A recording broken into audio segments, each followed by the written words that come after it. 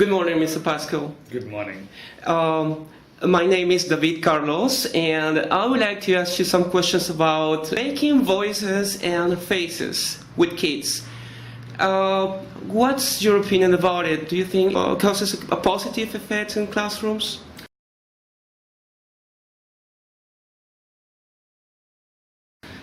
Definitely. I think one of the most important things that you can do in a classroom is to build relationships with the children. When you have a connection and have an understanding of what the child is about, what the child's background is and what the child's experiences are, then you can get the child on board with what you're trying to do.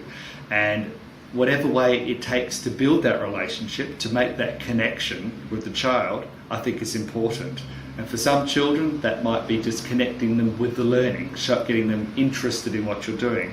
Right. With other children, you have to get their trust. And so there are many different things that you can do to help build that mutual trust, because it has to be both trust and respect from both sides for the child to be able to open up and allow you to sort of get into their brain and help them discover what learning is about and become a lifelong learner. Okay, I see. Have you seen these positive effects at the time of observing classes in your personal experience? Mm-hmm. Yes, definitely. I mean, I've used it myself as a teacher, and very much so when I go in to observe classes. I think it's very important to encourage teachers to be themselves and to bring a little bit of their own personality and their own life to the classroom.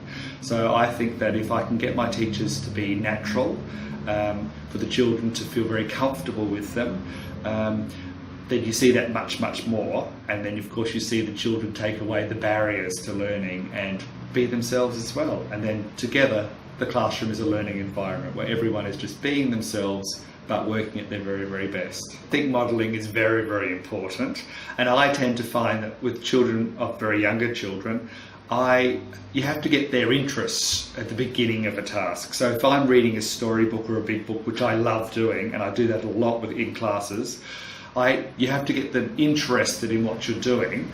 And so I might use a character voice straight away to start the story. And then as I go through the story, I use all different sorts of voices. And the children then are completely hooked into the story. They're interested in what you're doing. And so when you've got them motivated, connected with what you're doing and interested, anything is possible. So you then use your role modelling to continue that. So I'll read a story to them, and then from that I will go on to do some activities, and I might continue using the voices, or the children might then start to mimic me and use the voices themselves. But it's those connections, the voices, the faces, the characters, which helps them remember what it is that you're trying to get across as your important message. Okay, thank you. Can you find any disadvantages, any drawbacks using these activities?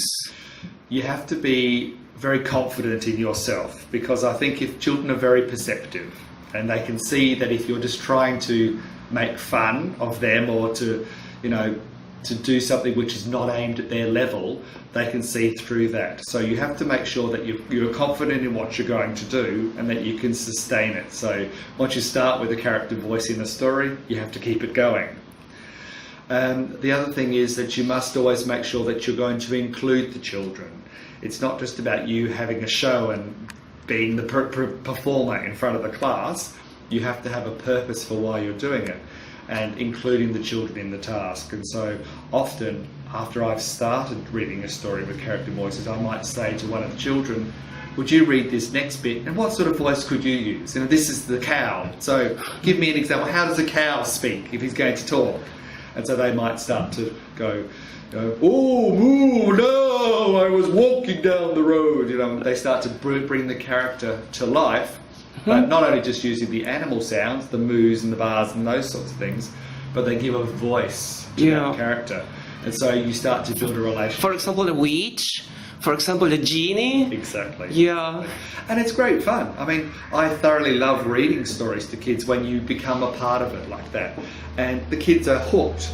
And I find particularly in English as a second language, or, where, in a country like Peru where children's first language is not English, Yeah, exactly. you have to have ways to help connect them, because they won't understand all of the vocabulary.